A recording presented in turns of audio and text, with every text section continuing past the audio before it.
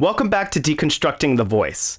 In this video, I will be finishing up my analysis of the role of the Duke of Mantua in Verdi's Rigoletto. If you have not already, please watch the previous episode, Deconstructing Verdi's Duke from Rigoletto, Act 1.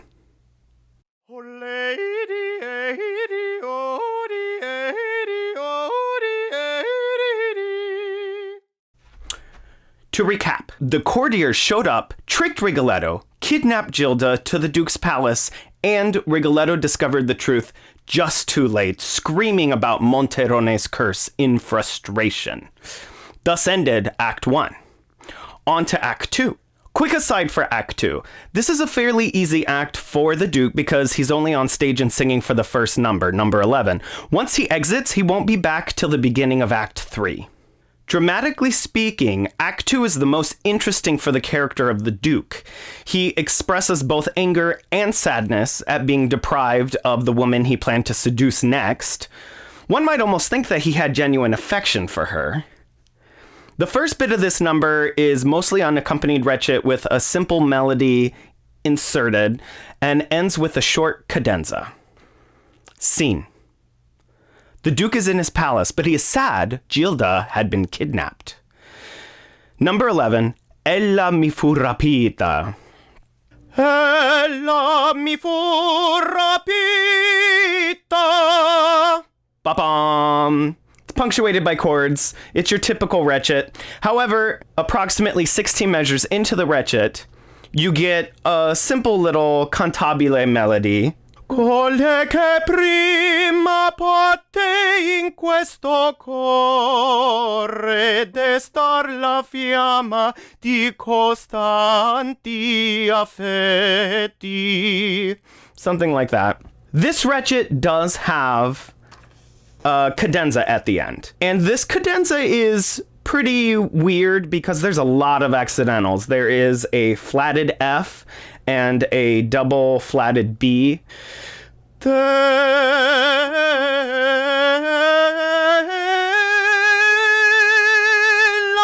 mia diletta.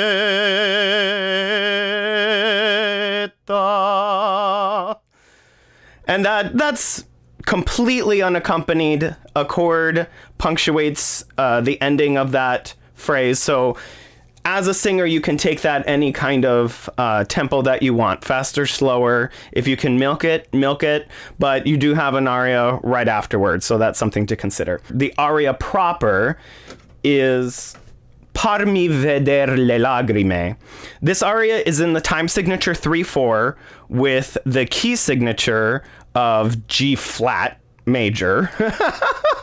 So you have 6 flats in the key signature. This is another one that's a little weird to read for people who aren't used to so many accidentals. The time signature's in 3/4, but it's in triple meter instead of duple meter. So instead of counting 1 and 2 and 3 and, you're going to be counting 1 and a 2 and a 3 and a. Each one of these 3 beats is a triplet. So Farmi veder le lagrime scorrenti da quel ciglio quando fra dubbio e l'ansia del subito periglio dell'amor nostro memore, dell'amor nostro memore il suo gualtier chiamo. You do have a fermata rest in the accompaniment and a fermata on the D flat, the chiamo. So if something were to happen where you get off from the conductor, know that that fermata is coming up. The other thing to notice is that there are alternate words. So when we have that subito periglio dell'amor nostro memore, if that gets too hairy or too weird, depending on the tempo that the conductor wants to take, you have this option of just singing a simple triplet and 2 quarter notes. So we have subito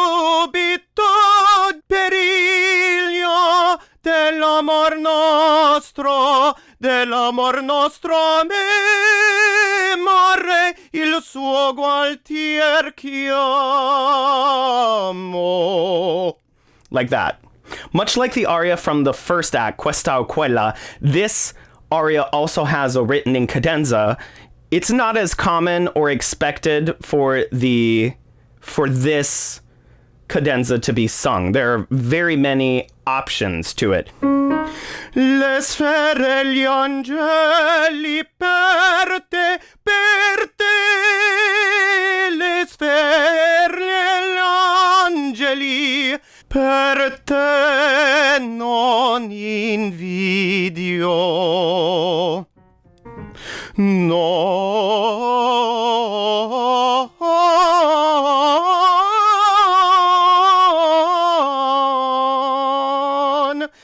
invidio.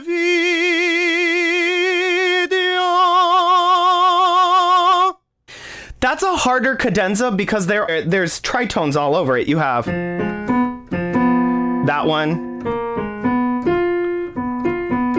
And then an actual tritone leap.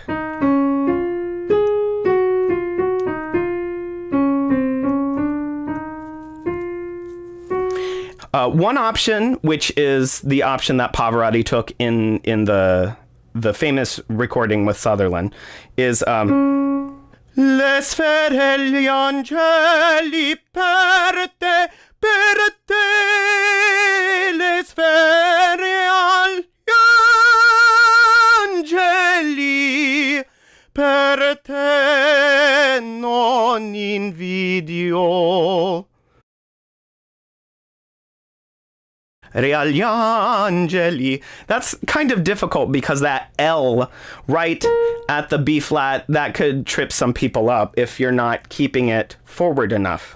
After he finishes this song of anguish and disappointment, the courtiers rush in telling him that they have L'amante fu rapita Rigoletto.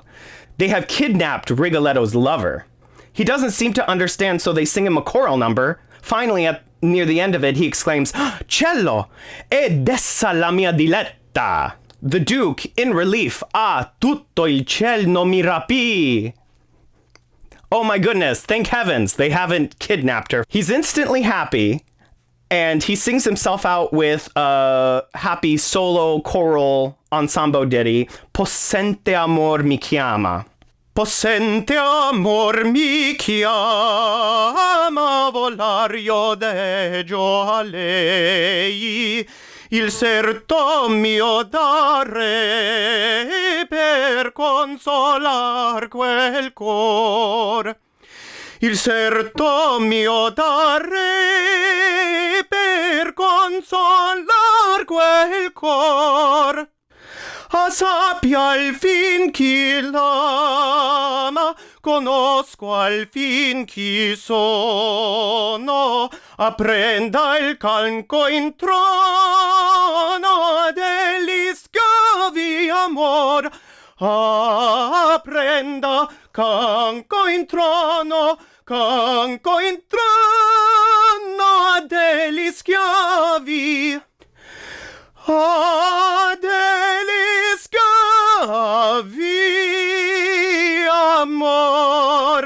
Then the chorus responds after the Duke sings a mini fermata chromatic scale. So he goes,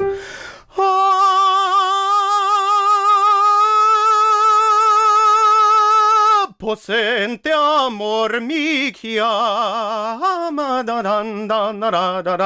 During the chorus a second time, in their response, he sings a degli schiavi amor over the chorus and exits once the number is done in order to join Gilda in his chambers offstage.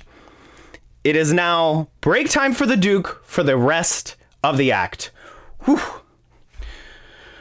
Rigoletto enters the palace and tries to play cool with the courtiers, singing a song, la la la la la, and casually asking about the woman they abducted. They see through him and say, "The jig is up, jester buffoon. We know it is your mistress, and she's with the Duke now."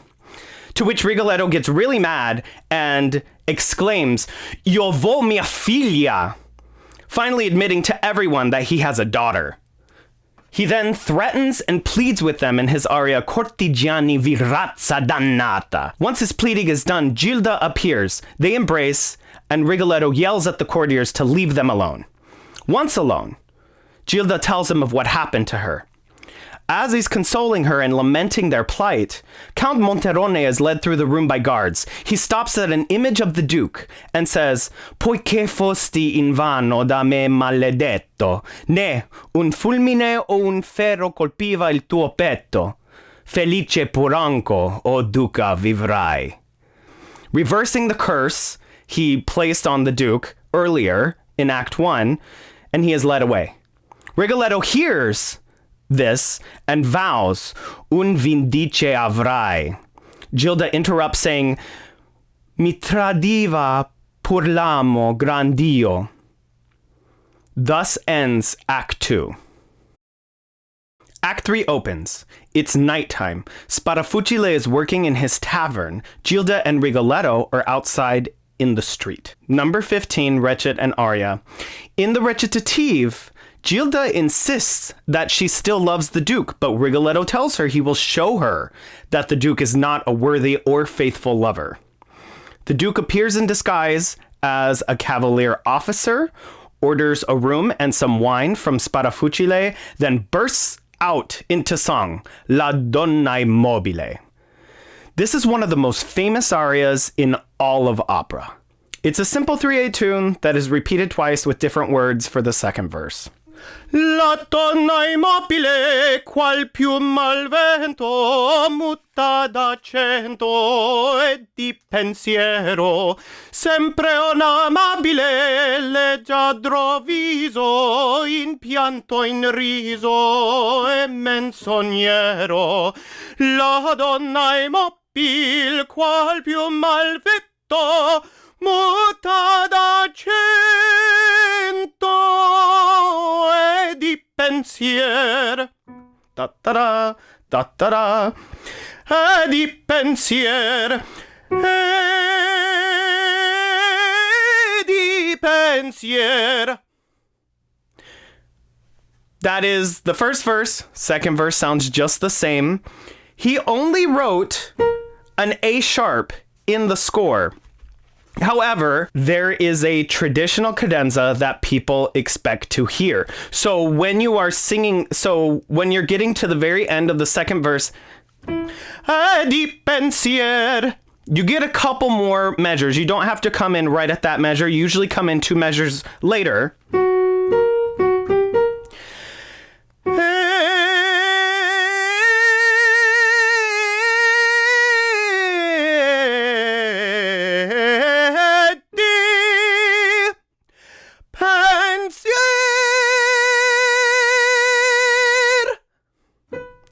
And you end on a very long high B natural. The score itself, you would just, the way he wrote it is you just, di pensier. And there was a show where I didn't have the B naturals. I think it was because I had a cold or something. So the director did allow me to take it as written instead of taking the high cadenza. Anyone singing the Duke must keep in mind that this aria is not actually over. It is reprised twice in the act, and I'll get to that as I continue the synopsis. After this aria, your work is not done either. There's a brief moment where Sparafucile summons his sister Maddalena with a knock on the ceiling and goes to tell Rigoletto that the target is inside and he is asking Rigoletto for his orders. Rigoletto says to wait for his return, and the infamous quartet number 16, Undice Bendramento Mi, starts. The Duke is back in seduction mode. Only this time his eyes are on Maddalena, Sparafucile's sister, who coquettishly avoids his advances. Un disse ben rammentomi, o bella t'incontrai, mi piacque che di chiedere, e intesi che qui stai, or sappi che d'allora sol te quest'alma adora. Gilda and Rigoletto join in on the duet, Rigoletto expressing his rage and Gilda her dismay at seeing her love fawn over another. All characters join in, and we reach a fermata rest followed by a key change. This starts the second portion of the quartet, Bella figlia dell'amore.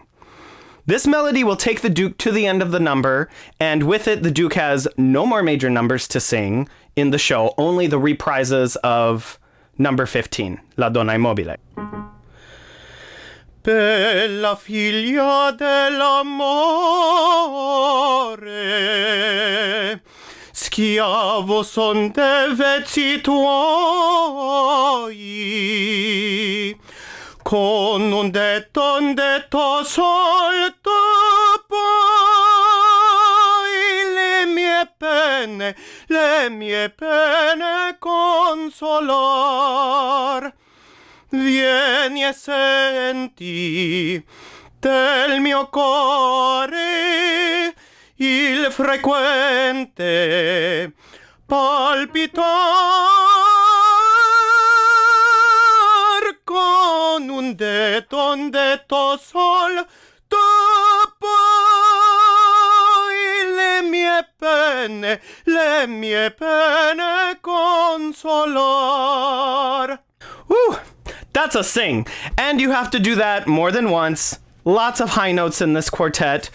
Nothing is very different from that section. After the quartet, Rigoletto sends Gilda home to disguise as a man for their escape to Verona. He and Sparafucile agree on the fee of 20 scudi for the deed. Rigoletto gives him 10 now and asks him to wait till midnight before executing. A storm begins, and Maddalena and Sparafucile offer the Duke a room. He accepts it. Breve sonno dormiam, stanco sonio. He then re-sings La Donna Immobile, but with a sleepy alteration at the end. So this one is only about a page long.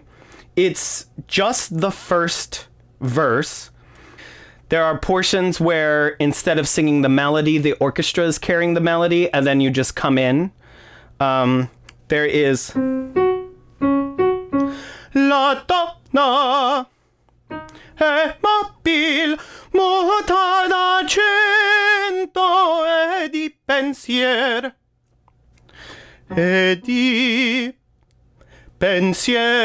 muta d'argento e di pen. And then it drifts off, and he falls asleep. Outside, in male clothing, Gilda returns and overhears Sparafucile and Maddalena plotting. Maddalena, smitten by the Duke's appearance, convinces Sparafucile to instead murder the next man who walks into the tavern. But seeing that it's a stormy midnight, his salvation seems unlikely. And what's up with this dude? How is it that he just keeps getting all the ladies? He does. He is... I guess because he's just charming and nice, even though he's not really nice. Because he doesn't really care about women, because the only thing he is singing about is how women are fickle and change. And then he started off the opera with Questa o quella, this one or that one. He doesn't, yeah. It's very surprising that a man like this can have all of the ladies fawn over him and go to such lengths. Gilda, being young, naive, and very dumb, resolves to sacrifice herself for the Duke. She enters the tavern. They stab her and stuff her in the bag right as Rigoletto returns. Number 19. Rigoletto waits outside. Sparafucile and he exchange money for the dying body. It's not quite dead yet, but they did stab it, so it's gonna die. Before Rigoletto starts to drag the body to the river and dispose of it, he hears the Duke's voice in the distance, once more singing a second reprise of La Donna Immobile coming from inside the tavern. Interestingly enough, this reprise of La Donna Immobile is the only B4 that Verdi wrote into the score. Adi pensier, adi pensier. And that is a fermata. Hold it as long as you would like. I am sure the conductor will allow you to do that. And with that, the Duke is done. He is done for the night. Rigoletto opens the bag, sees that it's Gilda, and calls her name, which arouses her to awaken. She confesses to him that she disobeyed and has chosen to die for her lover. L'amai troppo, ora muoio per lui. He pleads with her in his arms not to die. She asks him to forgive her and the Duke. She dies in his arms, and Rigoletto screams one final, "Ah, la maledizione!" The end. I hope you enjoyed this. I actually had more fun making this video than I thought I would. I think I might do this in the future. I hope you enjoyed this video. I hope the tenors out there found some useful information. Please subscribe. And until next time, bye.